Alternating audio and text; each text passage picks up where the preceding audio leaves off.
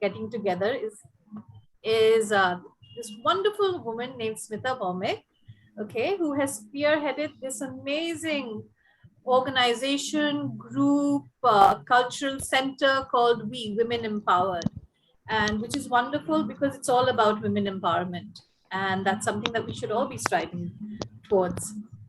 And we is celebrating 5 years. This is September, so this is a celebration as well. So a celebration not just of poetry and of us, but also of we. And I just wanted to invite Smita to first say a little bit about we before we go on to the poetry for this evening. So Smita, tell us. Okay, a very warm welcome to this reading called Real Magic. And I'm so glad that we are concluding the 4 readings at the launch of Yugen Quest Review with Real Magic. And we had opened with Kaleidoscope, went on to Pen Ink Elixir, then Letters Roses. And while I was, making the titles, I wasn't thinking really hard, but now I see in retrospect that that's how exactly poetry works out. You start with kaleidoscope of diversity, colors, thoughts, ideas, and slowly then there's a channelization happening. So in Pen Ink Elixir, we had these guiding lights, the senior poets, the accomplished poets who show the light, and they show their way, and we are inspired. Then we come on to our peer group who are the real solid structure, who support you and, who are there ready to help you, whatever you're designing. So that's Letters, Roses. And finally, the real magic actually happens when there's this transformation inside you happening. You're processing. Whatever is coming to you, you're processing unconsciously when you're in poetry. So there's a lot of things that life throws at you. There's a lot of colors, not just pink and roses. It's dark, it's gray, it's black. There's gloom, there's grief. There's so many things coming at you. Being a poet and an artist, I think you're able to use all the colors to highlight your creation, So that just struck me sitting today when I was doing the highlights for Weed for You at the last moment, remember? So that actually refreshed my memory, how we had started, and over the years, the milestones we had reached, which was 2016, we started in September during Ganesh Utsav. We are looking at a Ganesh Bhakt not as a religious person, but as a person who sees in that deity all the hope and the goodness and the innocence. I'm not into rituals, but I pray to him. So we formed then, and then all over 2016, 17, 18, we had 20 real life, sessions, readings at interesting venues all over. G5A, all the best, venues in town, USIS, Max Muller Bhavan, and very interesting readings, getting people together. Then in 18, we had the first anthology, Aqueous Space Sound Home in Words, and we also instituted the first Kamla Das Poetry Award, which went to Anna Sujata Mathai. Then we became a member of the Community of Literary Magazines and Presses New York, which supports small presses, and that's the heart of what we are. We are not a big press. When we publish, it's through places like Notion, which allow you a lot of freedom.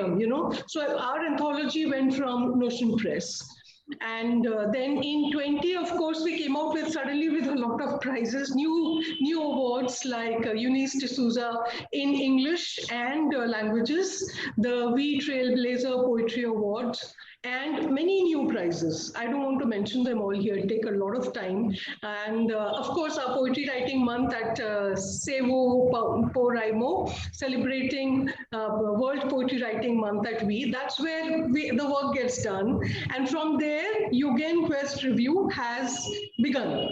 And we're carrying work from there. So the first 2 issues are special, which is Summer 21 and Monsoon 21. The next will carry, hopefully, works from the V Awards. So I think let me finish and hand it over to you, Boishali. Now, the evening is yours. Thank you so much. Thank you, Smita. I thought, who better to talk about we? I know I remember asking you for the highlights, but then I thought, Smita is going to be there. She should be the one talking about her baby. So thank you so much for running through all that for us. And here's wishing we many, many more heights to scale and to many, many more things to grow. Can we have a round of applause for Smita? I think so. I think so. Thank you so much. All right. And now, after celebrating and all our congratulations and our hopes for we and for Yugen Quest, okay, let's move into this evening's poetry with our first poet for the evening, Amrita Valan. Okay, Amrita. Yes. Did somebody want to say something? No. Okay. No. It was me. Okay. Amrita Valan is a writer from Bangalore and a mother of 2 boys aged 11 and 12. She loves to write about life and the range of human emotions. Her work has appeared in several anthologies and online journals. Amrita, the floor is yours. Thank you, Vaishali. Okay, this poem just was written last night, actually, and it was not intended to be recited. But you know how things happen for a reason. I've been watching a few movies, and then I googled a few terms like Kaddish, the Jewish ritualistic mourning. And in my mother's passage, she passed away in 2019.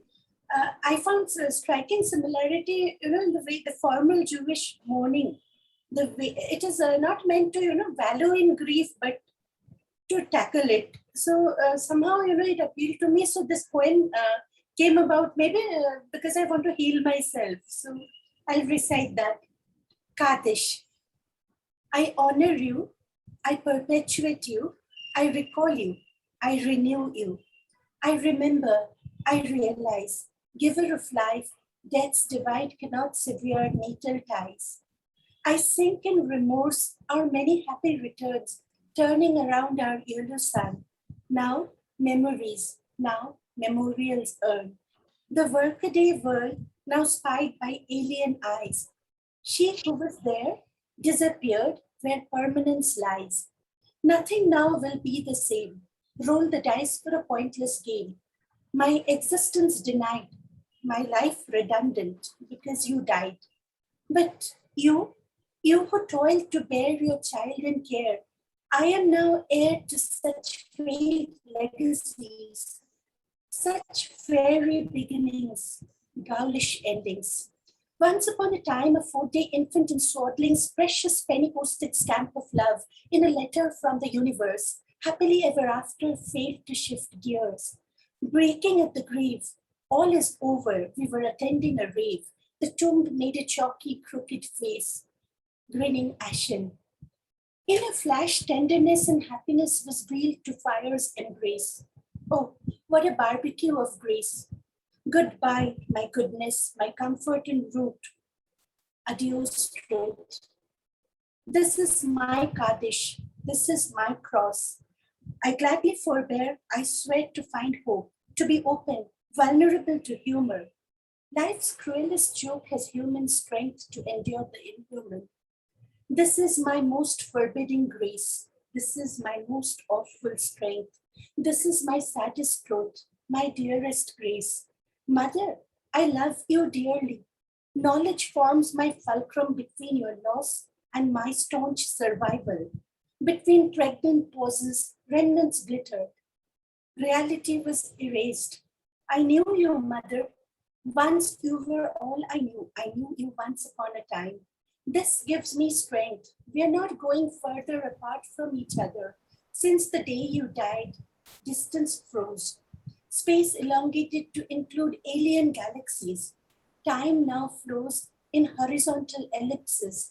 Each day lived with different eyes. Each day is one day nearer to you. Awful lot of parentless child bereaved of mother more than an orphan knows. Such a knowledge, intimate, blesses as if a curse that cannot be lifted. I had you, my knowledge of life, for more than my life's worth. Weight of loss against gain and pain of love bows me flatter each day. I have regrets. No day goes by I shall not rue, because pure soul, you were fragile, ill, you were not given your dues. I shall owe you in love and care. Sweet dreams and memories, mother, are my prayers. I cannot forgive myself. My forgiveness lies in your blessed hands. Someday, somehow, in a land where time and space won't ransom prisoners, we shall strike together.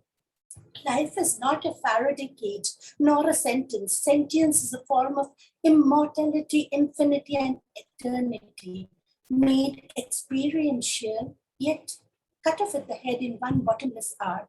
We who live a puny span feel in frames of forever, references to ourselves bearing witness. We are the divine who never loses precious human vulnerability. In holy paradox, I place my fate akin to Schrodinger's cat, a quantum leap into your grace. And every day I praise and pray, Mother, is my Kaddish heard? Is my heart appraised? Is my mourning over yet? Mother, is my Kaddish said? No, my darling, not till death. Kaddish is heritage. Kaddish is our bond through time, space, and fate. Kaddish is every tinted shade of graciousness, tiny fierce buds inside of shared theme, thread together. Kaddish is joyful, holy dread, that which travels sorrow's arc beyond sorrow.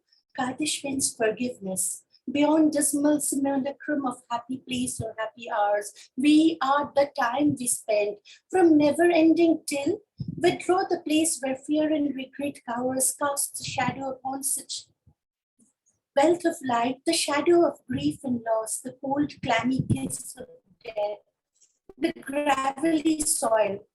Is it too long? I'm sorry. Please give me 1 second. I must have.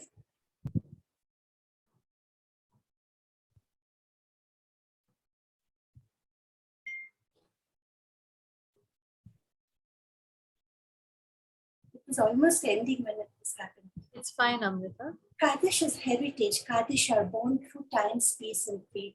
Kaddish, I think I'm repeating, I'm sorry. There, okay.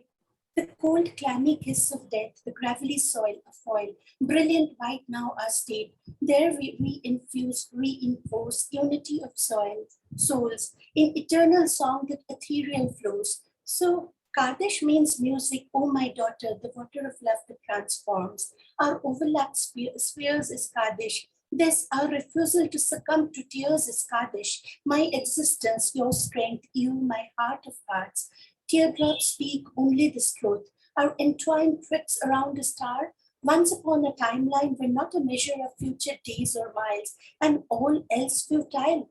Entanglements spooky and sweet, except to brave the spell cast and smile at last. Let tears only trace what we earn when we learn how much we loved in how short a time. We earn this grace, connect through our fierce hunger for closure, for continuity, Kaddish. And we learn our lament isn't loss, but quest of abiding bliss, of making peace of your absence, mother, of making peace.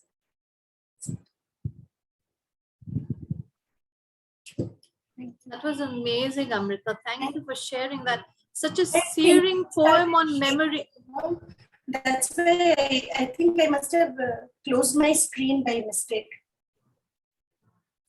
Fine, that's fine. But what a searing poem on memory and loss, and then finally grace and healing. And I think that's what we all need, grace and healing, so that we can all rise like the phoenix. And you certainly have done that through this poem.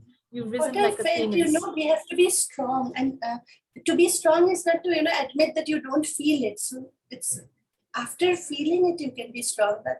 That is why Kaddish. I researched on it and it helped me a lot. So absolutely. I have one shorter one. So do we have time, or otherwise I can just stop the thing? No. We have time for your short poem as well. It's a very short one. Just the thing is,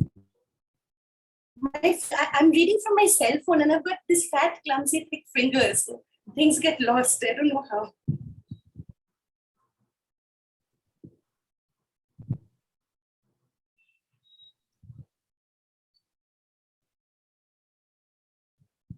Okay, this is the one, I'm very grateful to Smita for this Seporimo. I hope I'm pronouncing it correctly, because had it not been for the wonderful prompts that the curators gave, none of my poems may have been written. So this is from Seporimo poem. I think it is short. It's called If Love Exists. It was printed, published by Spillwords. If love exists, then show yourself before nothing's left to salvage. If love exists, I would still feel whole, despite this wear and tear of immortal soul. If love exists, as it verily must, show yourself ere I turn to dust. If love exists, but need must be hid, in dreams become my noblest deed. Love exists, love makes me long, pine for a place where I belong. Without love, I would not be. His tenderness I yearn to greet.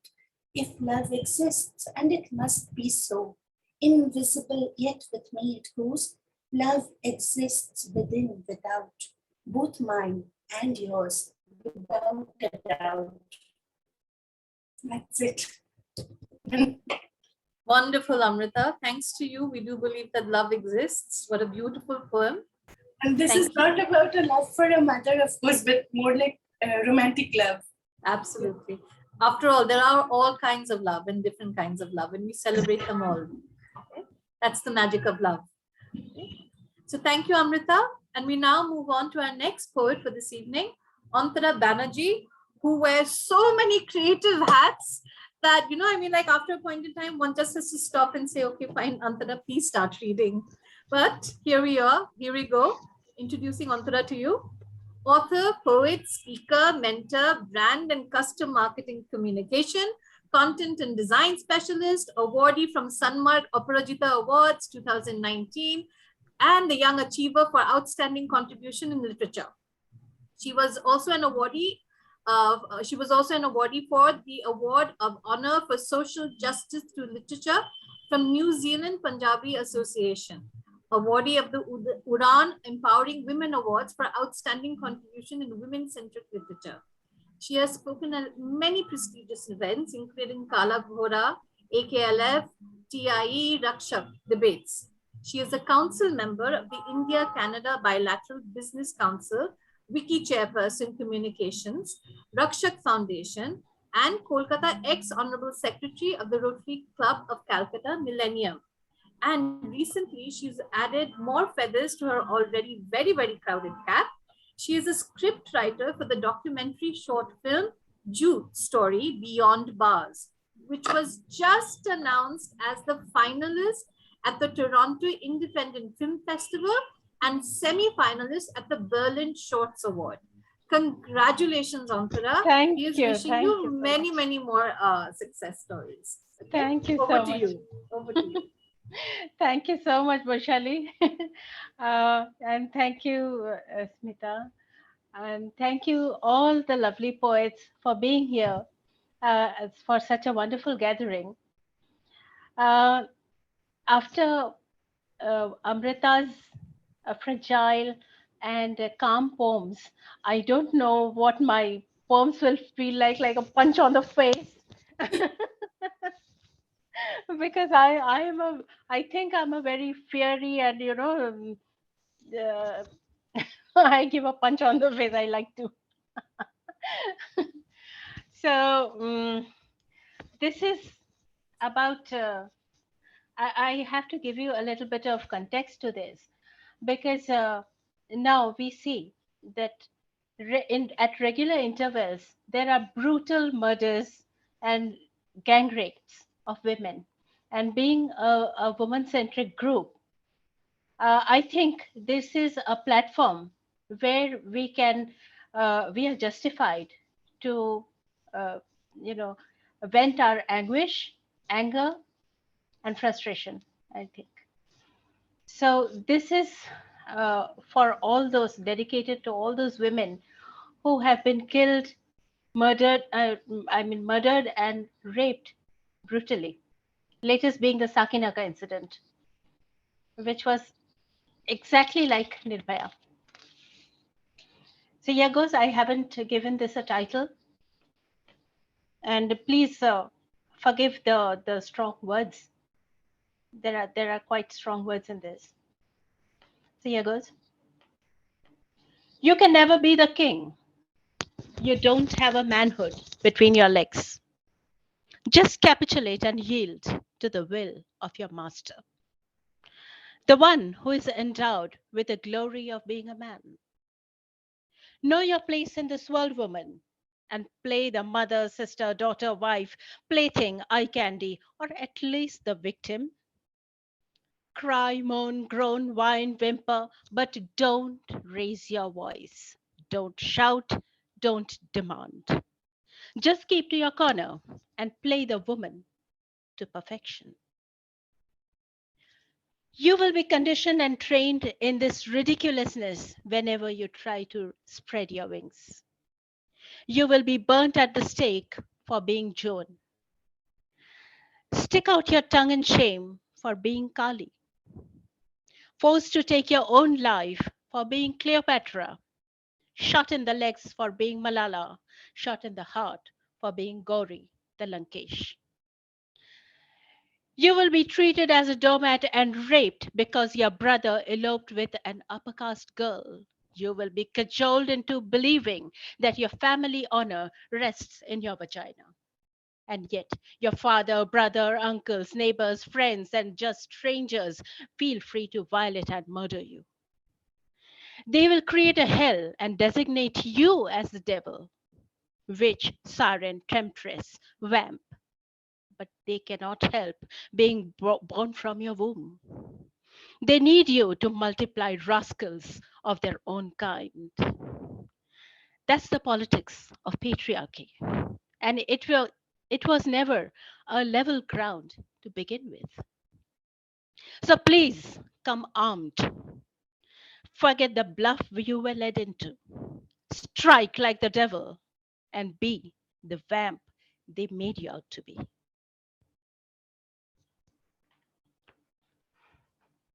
Thank you. Thank you, everyone. Amazing, Antara. Amazing. Thank Very you. powerful. That's a real picture out there. Yes. Yes, yes, absolutely.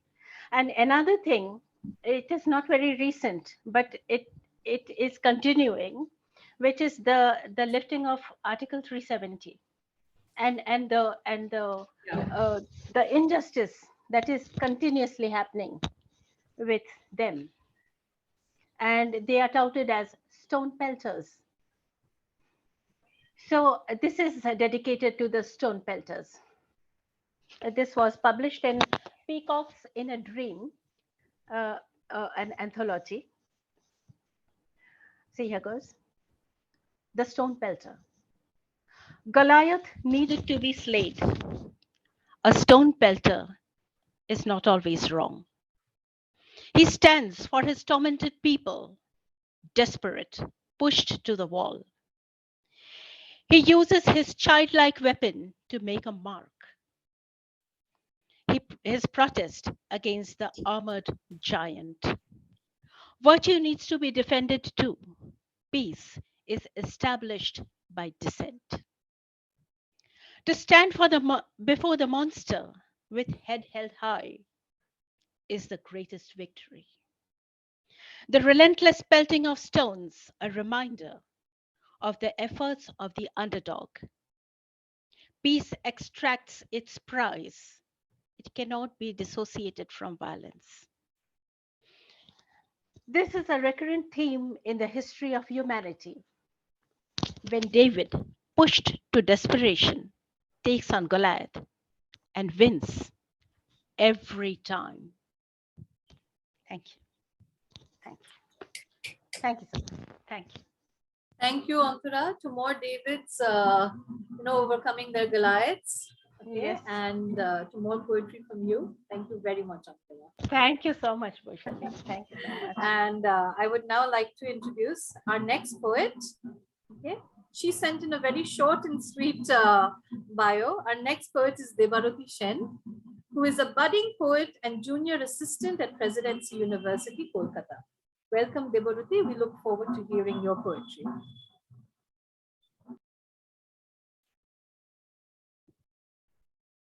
Unmute.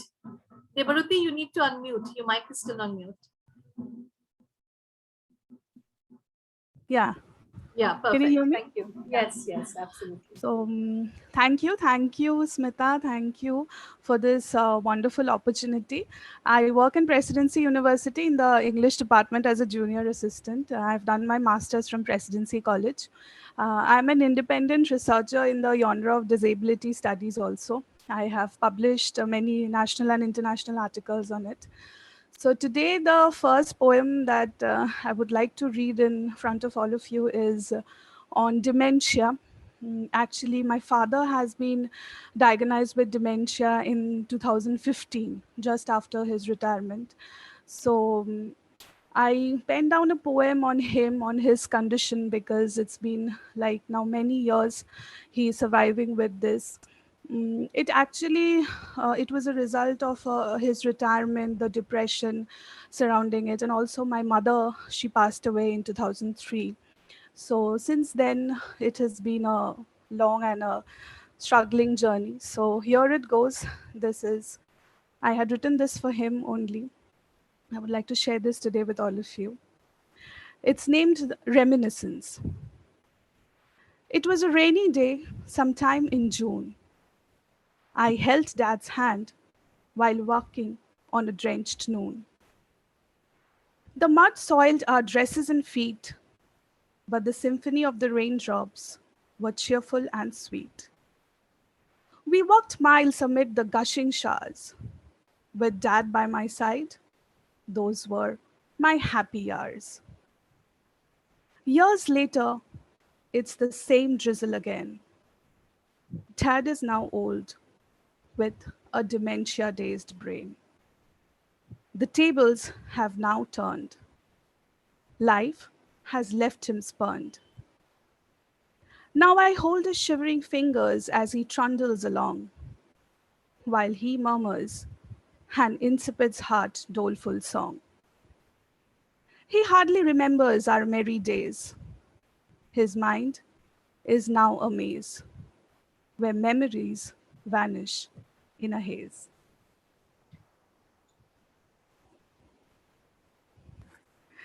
Thank you, and Beautiful. thank you so much. Another poem I would like to recite today.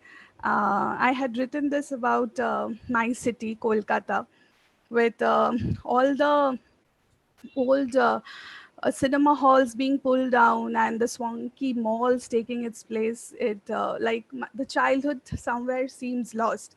So this, I had written this one afternoon when I heard the news of the Mitra Cinema Hall at Hathi Bagan being pulled down. So here it goes. It's called A Forlorn Place. My city has metamorphosed over the years, turning into a postmodern hyperspace, bereft of antiquity and the feeling of affinity. The lanes which were filled with the fragrance of my childhood are no longer perceptible. The sepia-hued memories have been lost midst the crevices of an unfathomable silence. My thoughts masquerade through the old alleys, greeting me from deserted corners. They are lost into oblivion. The dilapidated green building at the crossroads salvage the strands of my defacing childhood memories. This metamodern city is gradually scavenging onto my juvenescence, gaping the fissures of a Sisyphean existence. The dreamless ruins sleep in barrenness. The nature of my city has changed, and so has its verisimilitude. This city tires me now, leaves me gasping for quixotism in this forlorn place. Lovely, Devaruti. Change is constant. And I think both your poems show that. I mean, like how our parents grow older and it's a change that sometimes we have difficulty facing. And of course, Right. cities change, our lives change, our circumstances change. Beautiful. Thank Actually, you. and all we are left with are the memories of childhood, and we hold on to it while we kind of move on in our lives. As we grow older, certainly. That's one of the ultimate truths. Thank So, you. thank you so much, Devaruti, once again. Those were lovely poems. Okay. And we now move on to our next poet. Okay. I would now like to invite Shamolima Saikia. She works as an assistant professor in the Department of English, Gargaon College, Shivsagar, Assam. Besides editing a number of books, she has also published a book of poems titled Palimpsest. Her poems have been published in Borderless Journal, News India, Indian Periodical, and many, many other online journals and newspapers such as the Assam Tribune and the Sentinel, and in various anthologies like Antargata, Fragrance of Life, the Kali Project, and much more. Welcome, Shamolima. We look forward to listening to you now.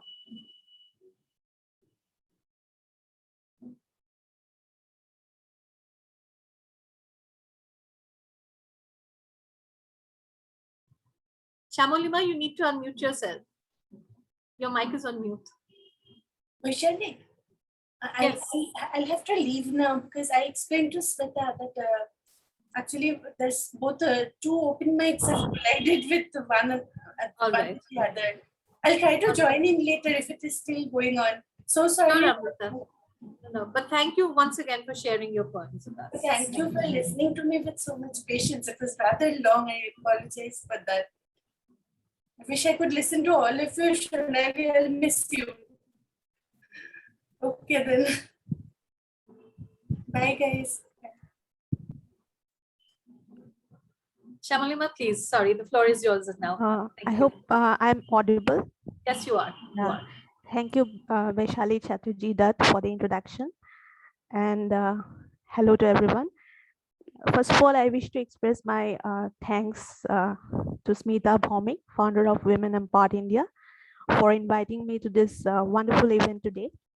And congratulations to you and all the members on the completion of 5 years of Women Empowered India, and also for the launch of the journal Vegan Quest Review. Now, the first poem that I am going to read today is titled Summer Mistake. There is a particular context behind this poem. It speaks about the 2020 Bagzan natural gas blowout, which took place in the Tinsukia district of Assam in the All India Limited's Bagzan oil field. So there was a huge devastation caused to the flora and fauna, as well as the lives and property of the villagers. So this is a kind of tribute to that, to the victims of that disaster. A summer mistake. A summer that began with hope, with a heart all set to sow the paddy, with seeds of fulfillment, waiting for a good yield in the long run. A summer that fueled the heart to sow and seek solace in togetherness and love, in camaraderie and bonhomie, working together under the sun. A summer that gave a dream of their desired harvest, beckoning prosperity and festivity. As spirits rose to dance with the first rains drenching the earth. Alas, but this summer out of nowhere brought in a deluge of gas and oil spilled over from a well, cascading through the meadow. And one fine day, a sudden blast shook the nearby village, ushering in a massive inferno. Blind children cocooned by their mothers, women and their men fatigued by the day's work, the old and the weak, all nursed by a soothing sleep, jolted all of a sudden by tremors, awake, astounded and alarmed, rushed out, raising a hue and a cry, leaving their belongings, livestock, and their homes, encountering horrific sights, began to run not knowing where, fleeing to save their lives. Their owners having left, the herds of cattle wandered homeless, safe and secure no longer, and wondering in dismay at their plight. while the roosting avians at the Maguri Bale, startled and helpless at the approach of a blazing reel, let out a screech in horror, taking wings for safer shelters. In the aftermath of this doomed day, the ice began to soar as it traversed the flaming heat, gulping the houses, the granary, and all belongings, and slowly engulfing the paddy fields, for nothing was left except the oil polluted fields and the burned out figments of trees. Into ashes where the foliage altered, the familiar chirpings of birds lost, the mowings of cows unheard, the laughter of children silenced. The denizens of the deep were now just dead fishes afloat. On beholding such destruction unleashed, the heart now could do nothing except bleed, sending down a gulp and a thought. This catastrophe, like a stone pelted in a sheet of glass, cracking into tiny bits, devastated all hearts. This summer was a mistake, for it brought hopelessness and a betrayal of trust. For the gods did not hear men's plea and brought calamities to ones already struggling with destiny. Now the hearts are bereft of any dream. Survival has become their requiem. All they can do is to submit in silence, for all hopes have been crushed beneath the feet. Alas, this summer wasn't meant to be.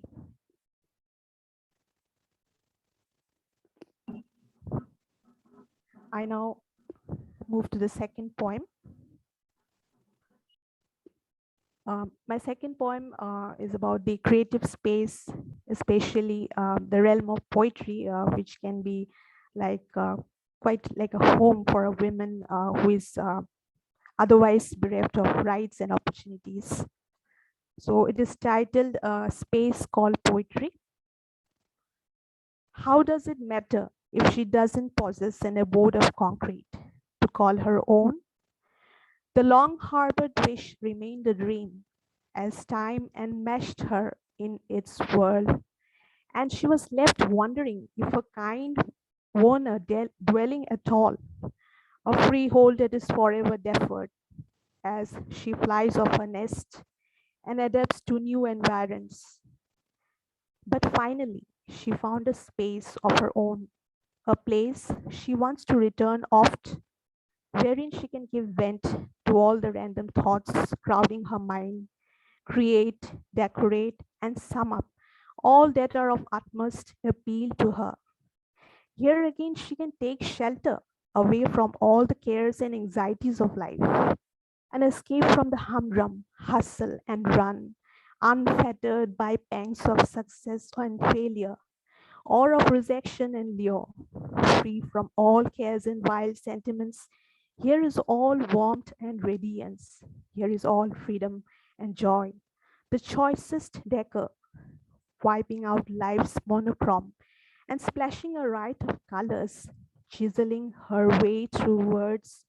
Herein she does builds her home. If time permits, I think I can read another poem, a very short one.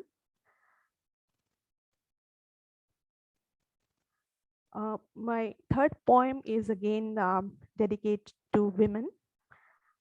This poem talks about women who have persevered, who have struggled, like our mothers and grandmothers, who might not have been so much privileged like us, and they had to sacrifice their lives for the well-being of their family and others.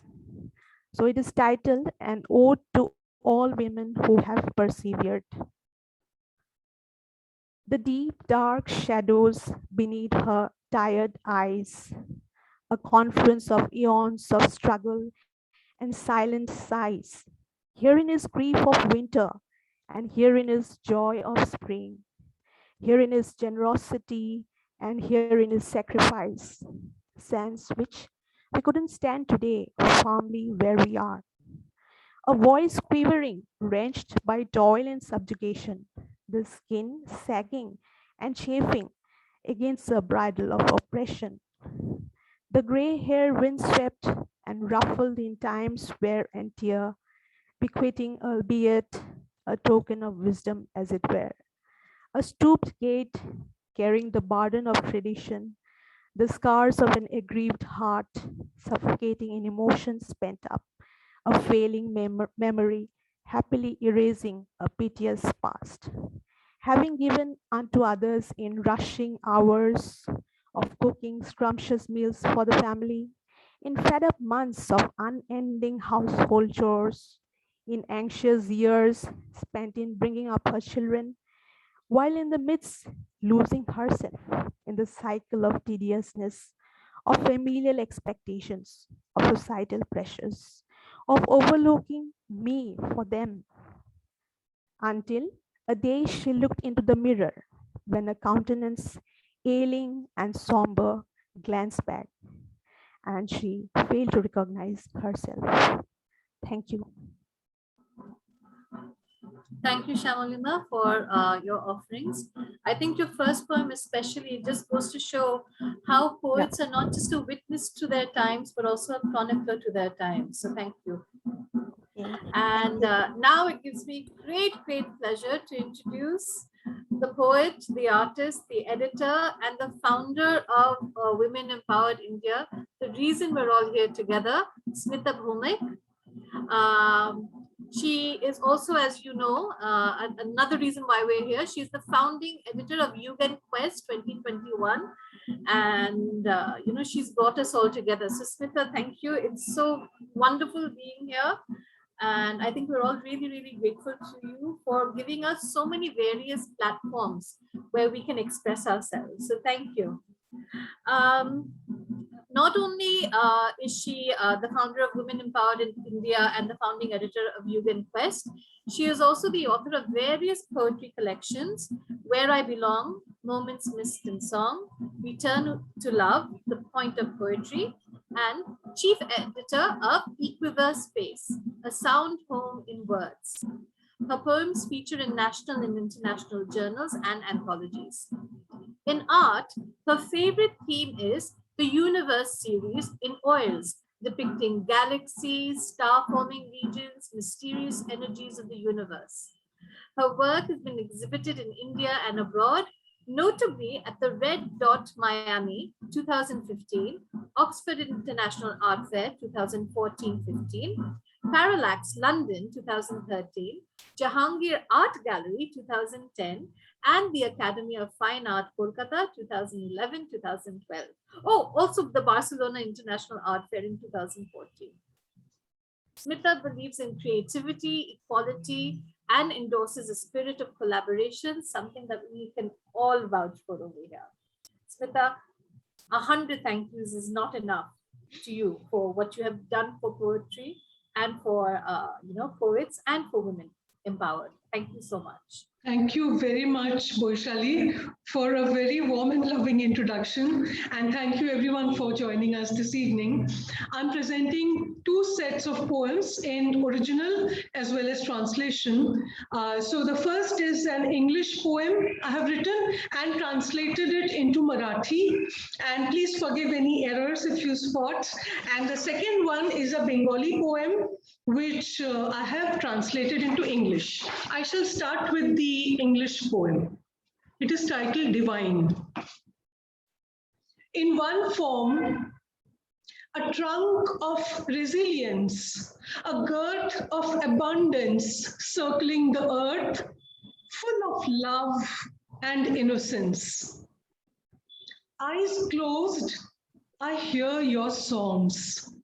Eyes closed, I hear your songs. Enraptured sounds of many languages wander the land in praise.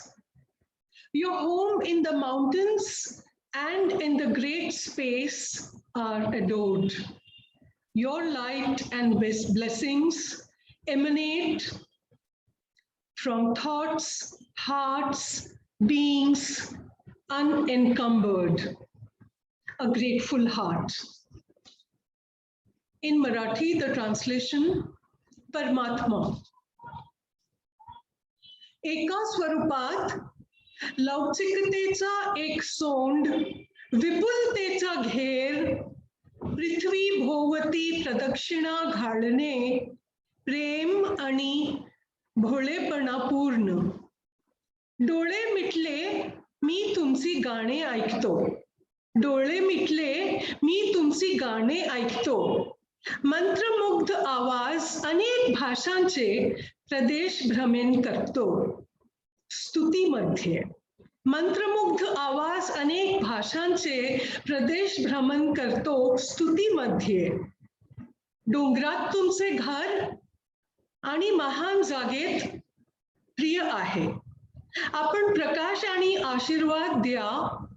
उत्पन्न विचार, अंतःकरण, प्राणी, बिनधास्त, कृतज्ञ हृदय.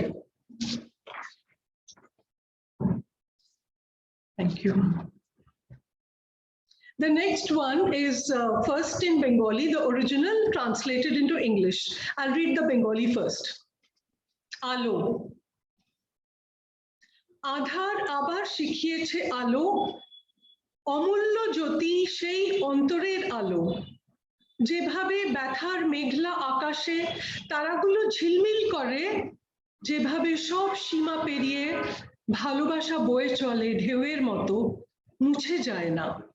যেভাবে মরুতে ফুল ফোটায় তারা, আর উদ্দাম ঝড়ে টিমটিমে বাতি জ্বালিয়ে রাখে সারা রাত। কিছু ভালোবেসে, কিছু হারিয়ে, কিছু নিজেকে নতুন করে খুঁজে পেয়ে, এলোমেলো স্বপ্নের নতুন আকাশে, যেখানে সবার প্রাপ্তি ভালোবাসা, যেখানে সবাই সাথে, আমি তুমি ওরা তারা, চেনা অচেনা, একদমই অপরিচিত এবং অন্য সবাই। অদ্ভুত সুন্দর সেই আকাশ। আধার শিখিয়েছে আবার আলো, অমূল্য জ্যোতি সেই অন্তরের আলো। যেভাবে ব্যথার মেঘলা আকাশে তারাগুলো ঝিলমিল করে। Translated into English as light. Darkness has again taught us light, precious illumination, that inner light. How in pain's overcast skies, stars keep twinkling. How beyond all limits, love bobs up and down like waves, never washed away. How in deserts, flowers they bloom, and in the eye of the storm hold up flickering candles all night long. It is with love, it is with loss, and finding oneself anew in dreams scattered new skies, where everyone is loved, where everyone is together. You, I, we, they, all, known, unknown, total strangers and others alike. Amazingly beautiful, that sky. Darkness has again taught us light, precious illumination, that inner light. How in pain's overcast skies, stars keep twinkling. Thank you very much.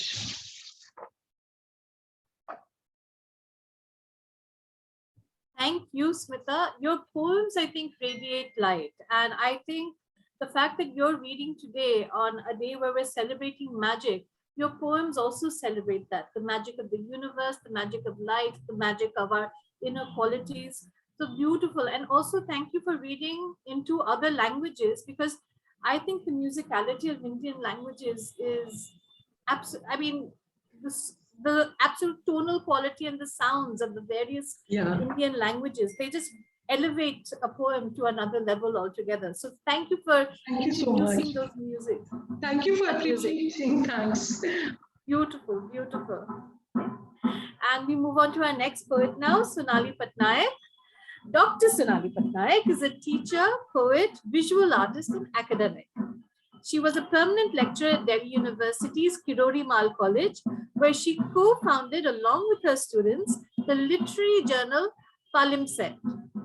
She has since then taught literature in English, gender studies, and film studies to graduate and undergraduate students for over a decade at several colleges of Delhi University, Mumbai, and Gujarat University. She currently serves as visiting faculty and outside expert on the Board of Studies in English at the Department of English, St. Xavier's College, Ahmedabad.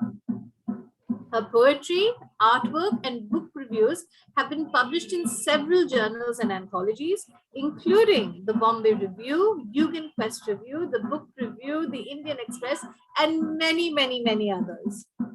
Her debut book of poetry, When the Flowers Begin to Speak, awaits publication later this year by Writers Workshop, Kolkata. Her academic publications and interests converge on gender, cinema, and body politics. You can find her work at www.sonalipatnaik.com, and her Instagram handle is @wheresonali. Sonali, we wait with bated breath to hear your poetry. Thank you so much, Vaishali. I hope I'm audible. I don't have a mic like so many of us. Okay, wonderful. Yeah. So thank you so much for that wonderful, warm introduction. And may I just say you have been a very, very graceful and, just a gorgeous host, really. I just really, truly, it takes a lot of composure, I think, to do these kinds of things, and they don't get credit enough. I want to begin by thanking Smita. Smita, I wouldn't be here if you hadn't, so graciously, warmly taken me into this beautiful group. I hear others talking about it, and I see that same sentiment that I feel about you echoed again and again. You are a powerful and inspiring collaborator, other than being a fellow poet and artist and all of those wonderful things that you are.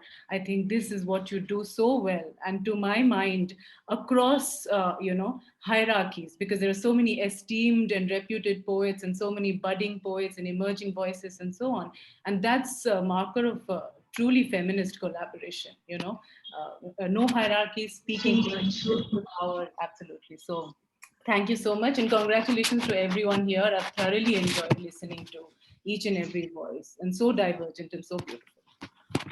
So I'm just going to read 3 poems, and they more or less share a theme, I think. That's how I kind of decided to do this. A lot of my poetry, if I can describe it as resistance poetry, it speaks back to power, whether it be patriarchal power or state power or whatever the case may be. It speaks back to power, and it tries to rethink, things, structures of power, which are often handed down to us as desirable ideas. So whether it is heterosexual, coupling, whether it is love as portrayed in Hindi cinema, whether it is the idea of a home portrayed through books and children's fairy tales and so on. As a mother, I feel this even more strongly now than ever before. We replicate structures of power. So my poetry tries to reimagine what all of those objects and concepts could be from a more feminist agency, from the point of view of a desiring, aware, knowing female subject, right? So the first one does that for the idea of home. So it's called Can a Home Not Be? Can a home not be plural? Does a home have to be a thing? Grilled windows for openings with teeth and floors for standing still, even as it crushes and disjoints every other little girl's bones inside of its mouth, that home lives as a thing desirable, glistening. Does a home have to be singular? Do we not learn to live and bloom in homes away from homes? Could not a self itself inhabit, stretched across seas of pages and floating ink? Does her home have to be a static, suffocating totality when she could choose instead the uncut grass of truth as carpet beneath and hang her hammock on arms several, spread on bed of chosen calamities, her voice a roof over her brokenness, sheltering her heart word for word as she dips her ladle in the pot of multitudinous seas? Can a home not be an elsewhere or a many? Does it have to be a thing? Smells, tastes, sounds that come like ghosts from before, haunting and transporting, are a kind of home, an address that deliver. Can a home not be a river, forever moving, looking for somewhere to stop, to call it a day, but when she does, becomes one with the sea, Does she remain a river still? A need, a right, a home can hide as much or more than it gives. Does a home erase just a little of who you are in its need for fealty? Homeless most when evicted from your own self. You slowly learn to love your being upon leaving some spaces and promise to make a home with legs the next time you start to build. Do you not live then where you speak from, in the brick and murmur of your voice, that is? A home with wheels as you choose to live with freedom and pride and a grocery bag full of good questions. Can a home not be a kind of being? Thank you. So the second poem that I have is again something that I do very often in both my teaching, my research work, as well as my poetry, which is examining forms of masculinity. So today, I think students often use the term toxic masculinity. I think that is the more available word. I have reservations against the term, but nevertheless, yes, it is toxicity. There are forms of masculinity around us that really do need to be unpacked and questioned. And if we don't do that enough, to my mind, the feminist dream or the dream of women's empowerment, because that's what we're gathered here for, it honestly remains a job half done. We celebrate ourselves, but we don't unpack, forms of masculinity that oppress. So this one is a little humorous. It's a little tongue-in-cheek. It's got little irony. It's called That Man. That cool Casanovic controlling man, nursing a drink and accusations in his hands. Secretly, he burns to be a woman.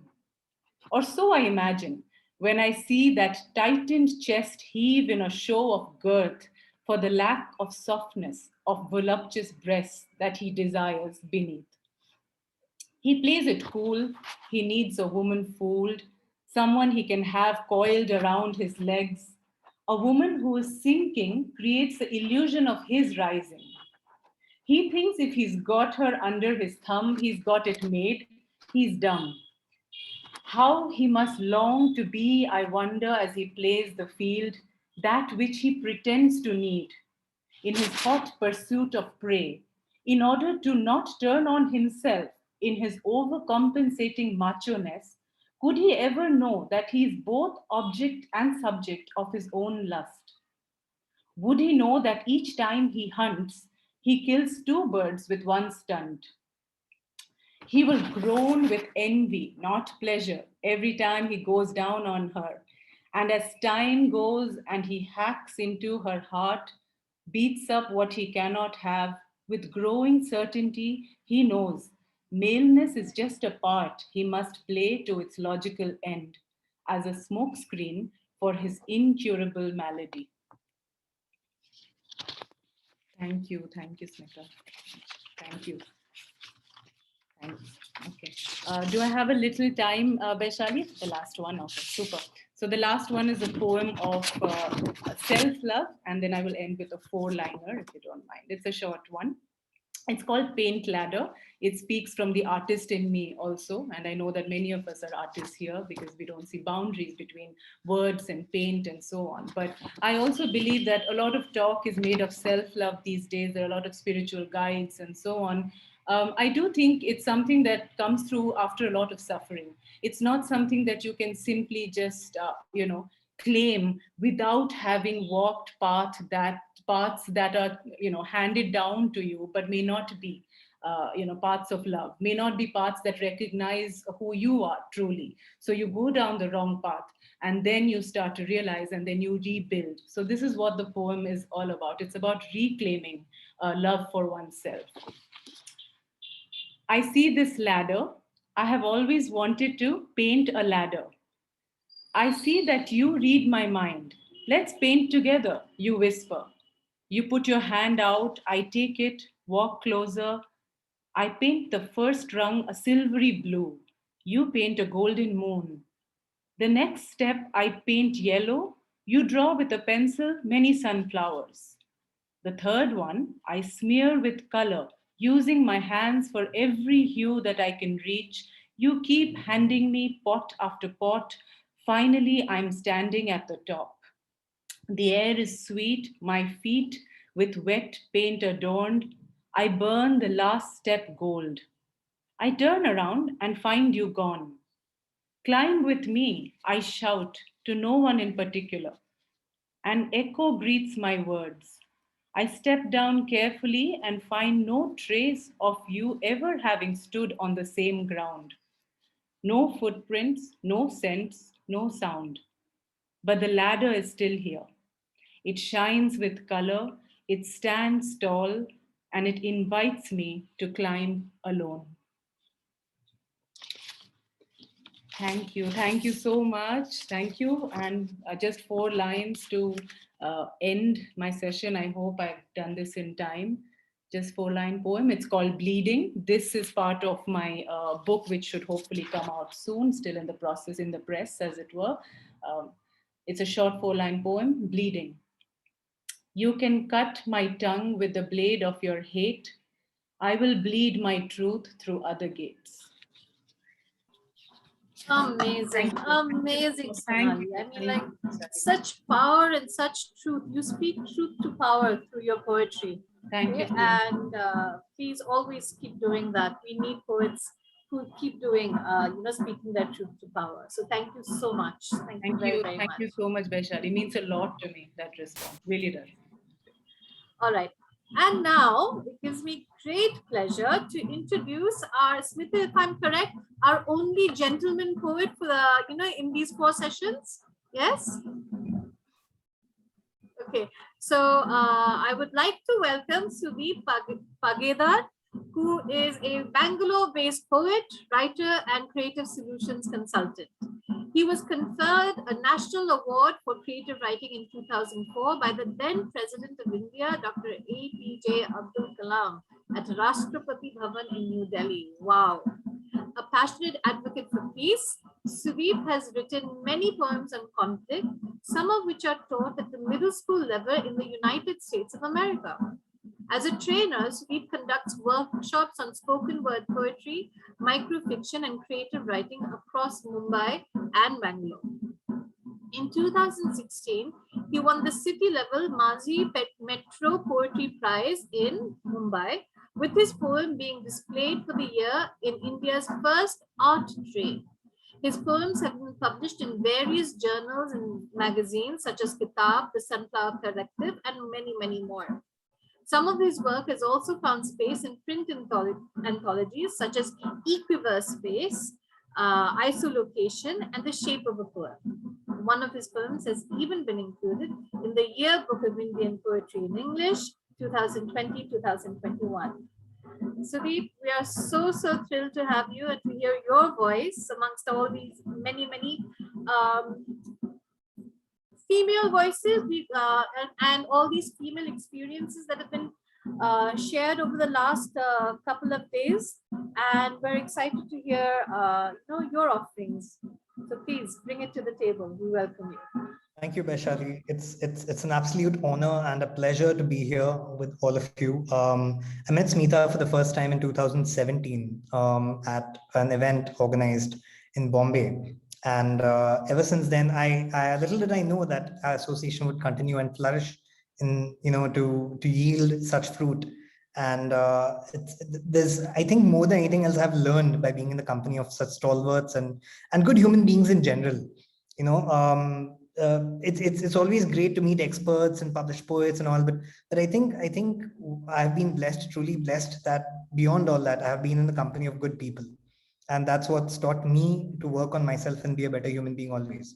So thank you, Smita. Thank you, Vaishali, because Vaishali, I met through Isolocation, an anthology that we were publishing together. And it's been an absolute pleasure, engaging with both of you. And to all the poets who've read before, absolute stellar work. So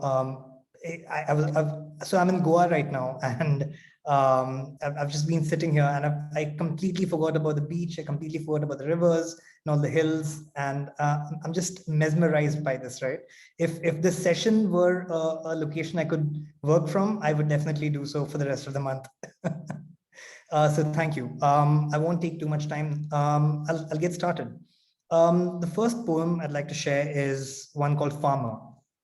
And this is based on my experiences of working with farmers over the years in Maharashtra, in Haryana, in Gujarat, in Nepal, in Kashmir, in Karnataka, for various things. And this one's called Farmer. I am, as a simple farmer, trapped between two worlds. Here, the rivers are drying, fertile soil turns to dirt. This world is dying. And there, the other is still in birth. So I'm always trying to solve that riddle. If this is here and that is there, why can't I find the middle? But the fulcrum, that balance, that perfect center, is illusory, an imagined realm I cannot enter. And it seems I am fated either to be left behind or right, but only ahead. I wish my vision was clearer so I could be nearer to understanding why they hung my head and said to me, you weren't, you aren't, you'll never be free. I'm hurting. I'm bleeding, a farmer, I'm seeding at thin straws, groping, desperately hoping that of them all, at least some seeds will germinate, will sprout, will somehow succeed, that all this bleeding will somehow be worth it, the tough farmer's fragile heart. I'll no longer hurt it. But when the harsh sun heats up my head and beats down on my back, and the precious water that my parched throat and my crops both lack is still being filled in tankers that are yet to begin their journeys from the distant city, the news of my death, no, I don't need your pity, will come to you as statistics on television and in papers. Know then that these numbers will add up, will keep growing like the interest on loans that builds up each day, the loans that I know I can never repay. So hide. Hide from the truth that everyone runs from, but tell me, where do you think your food comes from? Mercy, please, I never asked to be a farmer, but if I must, let me farm now with just a pen, so if, no, when my crop fails, only a writer will have to starve. Thank you. So this was Farmer. It's very, each time I share this piece, I go through what the stories, I relive the stories. It's an amalgamation of stories of a lot of people I've met and worked with. And I recorded a Marathi version of this as well. And it's an interesting thing that we did. I choose not to perform that at this moment to make sure we're all the same page from a language perspective. But so yeah, that was Farmer. The other one I'd like to perform, since we are, we have spoken about speaking truth to power. I strongly believe that as an artist, and now I understand this is not possible for everyone due to power dynamics, but to the extent possible, I'm a strong believer in the importance of artists speaking truth to power and speaking up, because as Pastor Martin Niemöller said, during the Holocaust, first they came for, the workers, and we did not speak up because, I did not speak up because I was not a worker. And then they came for the trade unionists, and I did not speak up because I was not one of them. And then they came for me, but by then there was no one else left to speak up. So if nothing else, then for the fear of self-preservation, this is Violent Night. Violent night, unholy night, Baki sab wrong, the right has might, to hell with free speech and all our human rights, banning our voices, encouraging fights. Soon all dissent will be dead. Democracy, LOLZ. Lift, load, chamber, aim, shoot, repeat, kill, blame. Rush into rhetoric, no time to wait. Zindabad, Murdabad is how we celebrate. Screw Bhaichara, he's not my brother. Let's gather ourselves and target the other. But who is this dushman? तू जानता भी है क्या? और कौन ये तेरा भगवान? भाई तू मानता भी है क्या? But the politics of terror and the terror of politics, partners in crime in equal measure pricks. So we danced their tunes, who cares why? Just a coin for the song and an eye for an eye. So exchange those smiles for an angry, violent face, and let's celebrate together our failing human race. Violent night, unholy night, keeping quiet emboldens their might. So say it out loud, right to their face. Divisive tactics we will not embrace. The bigger they are, the harder they fall. They'll never silence us all. Never. So this was Violent Night and a call to action. Thank you. Vaishali, do I have time for one more? I do. All right. This one, and since this is to celebrate the launch of Yugen Quest, Smita, who once again I'd like to thank over here for giving all our poems such a wonderful, wonderful home, right? There's one of my favorite poems that is very personal to me when me and my family, all of us, we went through COVID earlier this year, and we were just a microcosm of what was happening, a bubble within the larger thing, right? And there was so much worse that happened. And I saw a lot of people talking about it on social media, and what came out of it was a poem called This Is How It Ends in the first issue of Yugen Quest. The end of the world will not come with fire and brimstone or a raging tsunami that washes away both sin and sinners. No. It will come unannounced, creeping in incrementally like half-baked measures or a company's takeover. Hostile but suited and booted, proclaiming that even in death, Mitro, there will always be dignity. It will come on a Sunday afternoon when we have eaten our fill of rice, dal, paisam, and lies. When we are lazing about in that twilight zone whose border begins as the weekend winds down and the coming week amasses its troops, clears its throat for a confusing war cry. We are the weak, but we are not weak. What? The world will end during an unskippable ad in a YouTube video at the 29-second mark. When you are certain that the worst is almost over, that you have triumphed over corporate greed and impatience, in that second, the world will play another unskippable ad, then one more, until you see the video you had queued up has been taken down and all that is left for you to watch is the chaos of entropy. In all this decay, we preserve, persevere, and lie prostrate before the old gods and their unsanctioned agents whose temples are ours to worship at as we pray for our lives and pay with our lives.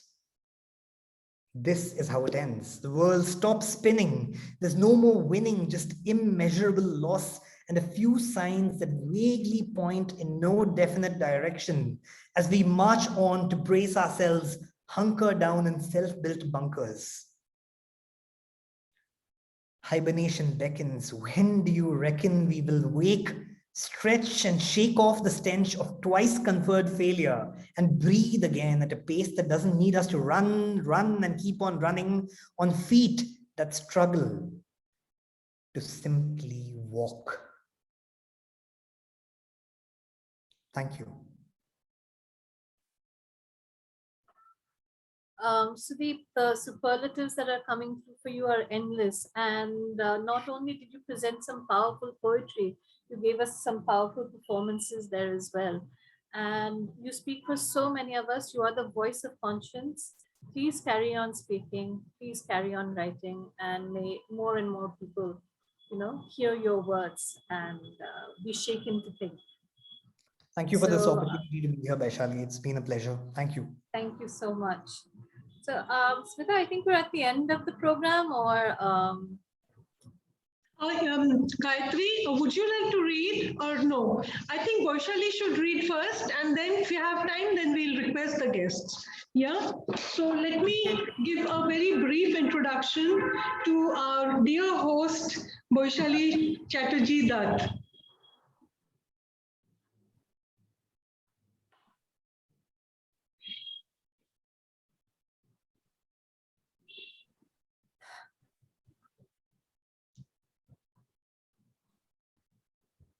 Vaishali is a domesticated nomad who writes, edits, dabbles in theatre, and teaches. Her poetry has been published in various anthologies and magazines, print as well as online. Her latest novella in verse, 3 is a Lonely Number, is available on Amazon Kindle. It's deadly, by the way. You must read it. It's just amazing. And one of the best publications from Ratioarium, right? Ratioarium Publishers. thank you, thank you. Vaishali is currently the drama teacher at Sri Sri Academy, Kolkata.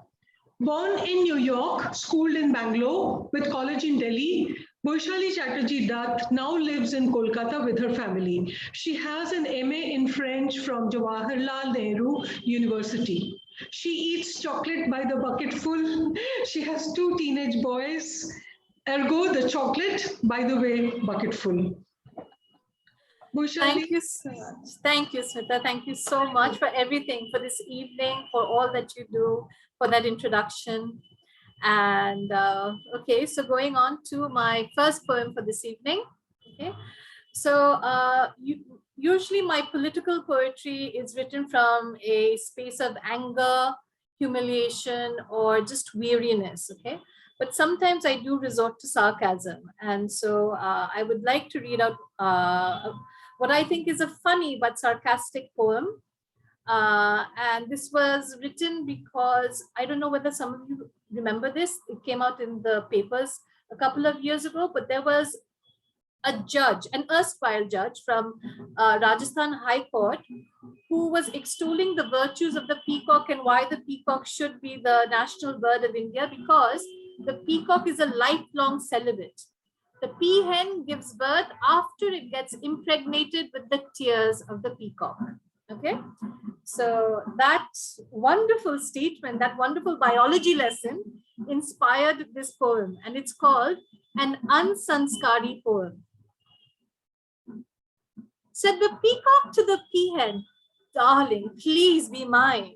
I'll give thee all my teardrops, as potent as red wine. Said the peahen to the peacock, but I do not want your tears. Tell me, can you look deep into my eyes and share all your hopes and fears? Said the peacock to the peahen, babe, I've no time to waste, so don't ruffle all my feathers. Chicks of varied persuasions are just chirping for get-togethers. Said the peacock to the peahen, well, I prefer the bovine type, so go to then go to. Because I get my feathers wet and twisted when I hear a mighty, muscly moo. Said the peacock to the peahen, you're not worthy of my tears, you scandalous, uncultured slut. Why, on our fair and lovely tribe, you are a heathen and a blot. Laughed the peahen at the peacock. Ha ha, dikha diya na asli roop. Save your wet dreams, save your tears for your wet dreams, you silly nincompoop. Now, nearby grazed a bull. The whole exchange he'd overheard, and so he cleared his throat and addressed the peahen with pretty words. Oh, sweet, oh, lovely peahen, will you hear my tale of woe? The purebred cows have gone to our rally, but are we bullish about it? Hell no.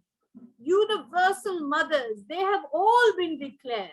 Now, if we dare to date them, do you think our lives will be spared? So what say you, lovely peahen? I know you can't give me any tail, but may I tickle your lovely feathers while the cows moo, march, and wail? Said the peahen to the bull, rolling her brown eyes. All you masculine so-and-sos I've come to now despise. Your tears don't really move me. They're as good as a crocodile's. Your poor ladies are out marching and you're marrowing macho style. Please, throw away your sob stories. They're nothing but cock and bull. Now, if you two boys will excuse me, my date awaits my presence. I'm going girl on girl. Wow, Vaishali. Gosh. Thank you. Thank This you is for that. amazing. I hope you all enjoyed that. Okay.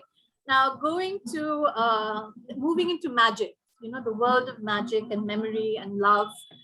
A short poem called My Mother's Voice. My Mother's Voice. Monsoon showers bring to mind a woman standing by the window in a candlelit house, allowing the spray to hit her face. She was back in the land of Rangamati, the receptacle of poetry, and the rains meant song and to go, always to go. No one else did the rains like he did. She would sing her heart out those dark Bangalore nights of thunderous downpours, oblivious to the two children who sat on the stairs and listened silently, ardently, their young hearts heavy for reasons they did not fully understand. Red earth and rainwater go well together, as do memory and petrichor.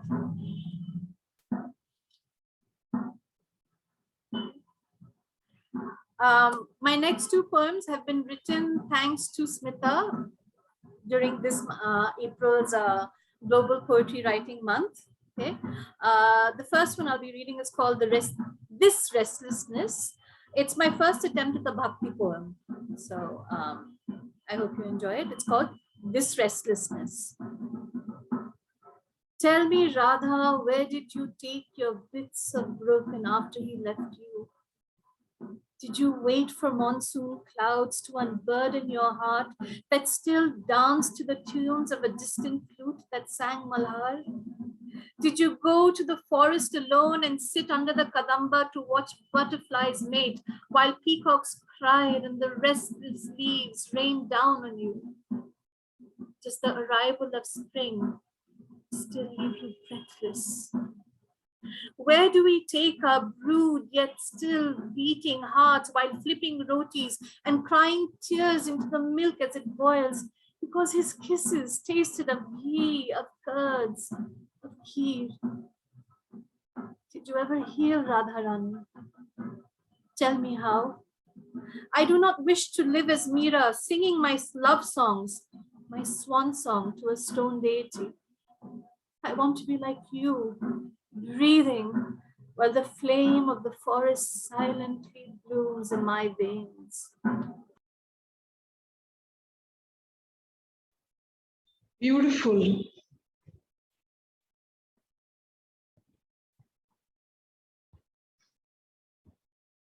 Muted. You're muted. I don't know how that happened. Okay, so my final poem for today, I chose it specifically for this evening since the theme is magic. And the prompt, Smita, for this poem was also magic. Okay, this poem is called Incantations and Grocery Lists.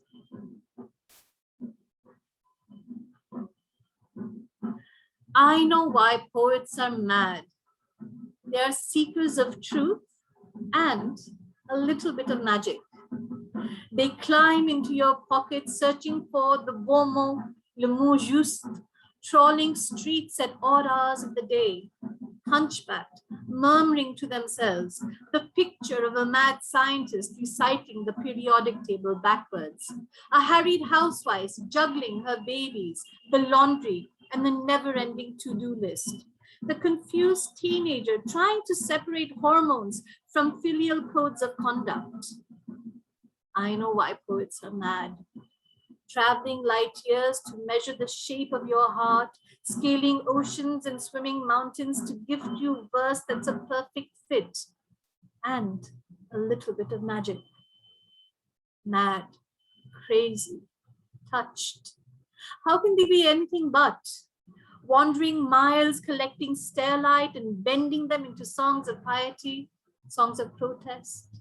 Living so many lives as clouds, as oracles, as fruit sellers, as drunks, as lovers, rebels, vandals, and battle-born soldiers.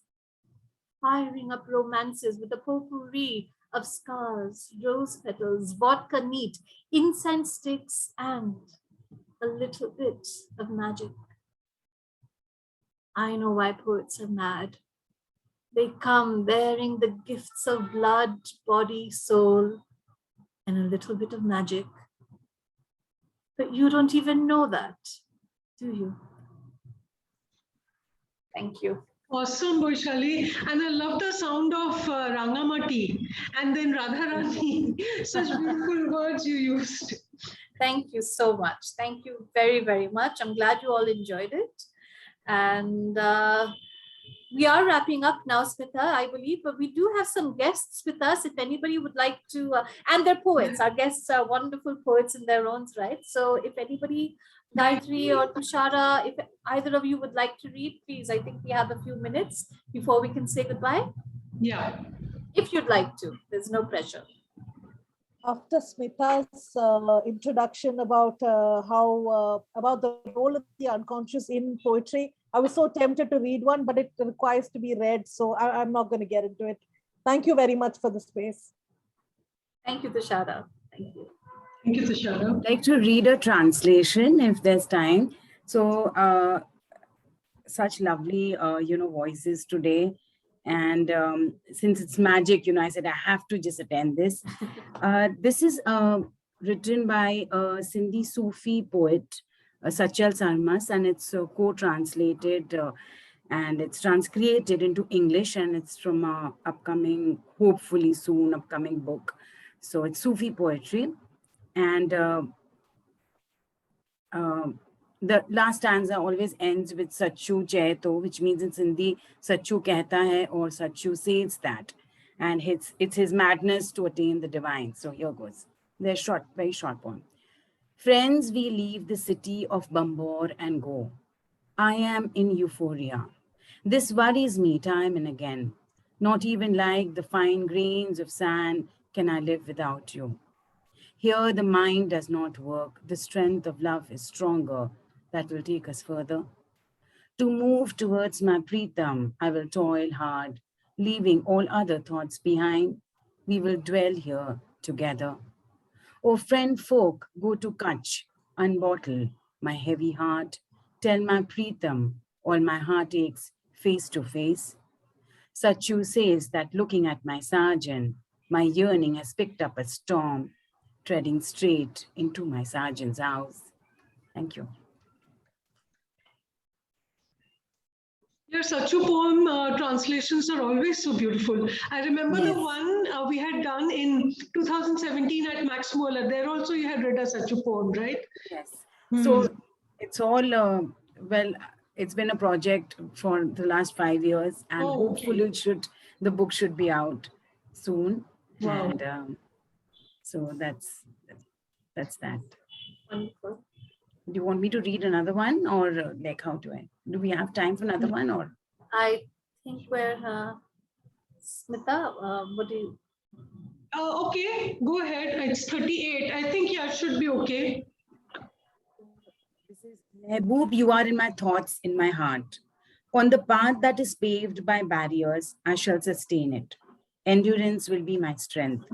All of a sudden, I am struck by Cupid's arrow. Pray for me, friends, that my Mehboob, for whom I die, shall come back, and pride shall come back. Now the pain of separation is erased. Joy resides now in my bag of pathos. Sachu says, in the courtyard of my house, my Sardar will descend. Thank you. Thank you so much. Thank you so much for that, Gayatri. Thank you. So I think that's a wrap for today. And I want to thank Smita for giving us this space, for giving all of us this opportunity, for voicing our words. And my grateful thank yous to all of you, dear poets, for your words, for your love, for your poetry. Keep writing, keep spreading it, sing it from the mountaintops. Okay? Go out there and spread the poetry, keep spreading the magic, because that's what it's all about. Poetry is magic, and you're all magical. We shall raise 3 cheers for Boishali, all of us. Thank you so much, Boishali, for being a fantastic host. Thank you. Thank you for thinking of me. It was a pleasure, always a pleasure.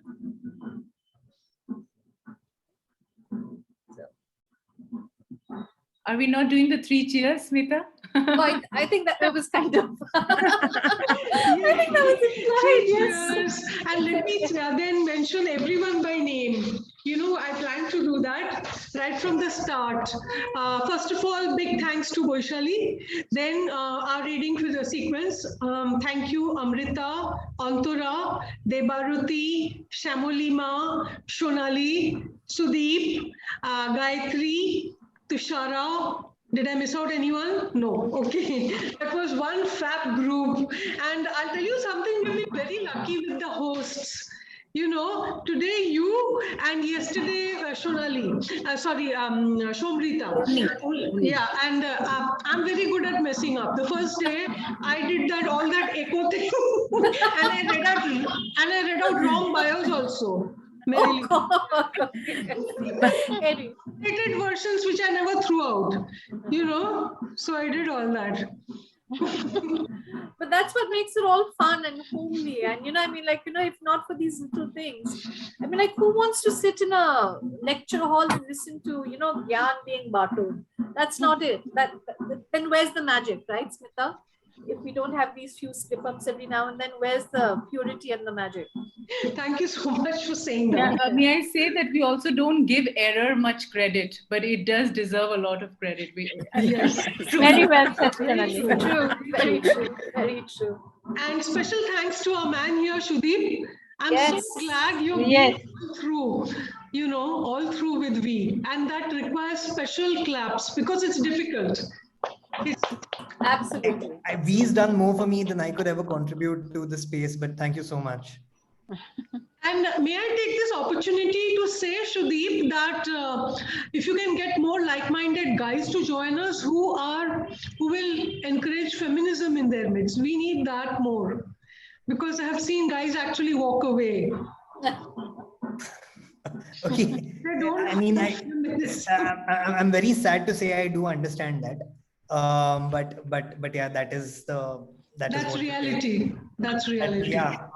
But yeah, I mean, I'm working with a bunch of people to create spaces, you know, spaces within spaces where we can engage men and people identifying as men, cishet men, in more conversations about patriarchy, male privilege, you know, discussions on feminism and allied practices.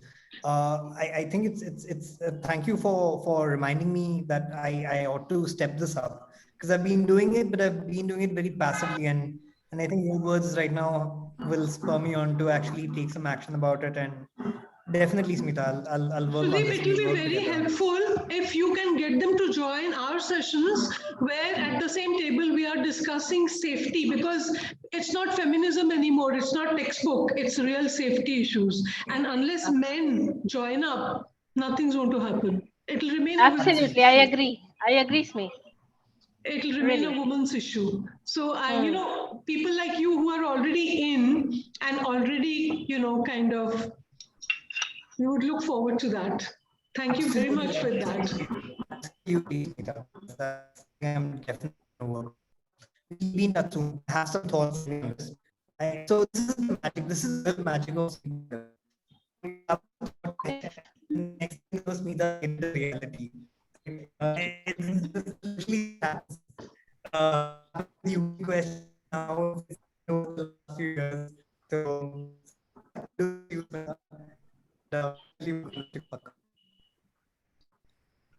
have you been taking photographs? Do you want to take a photo before we all say bye, or do you have enough? I'll take. Smita? Yeah. Have you been taking photos, or should we? I think taken lots of photos. I just got a message that my internet is becoming unstable.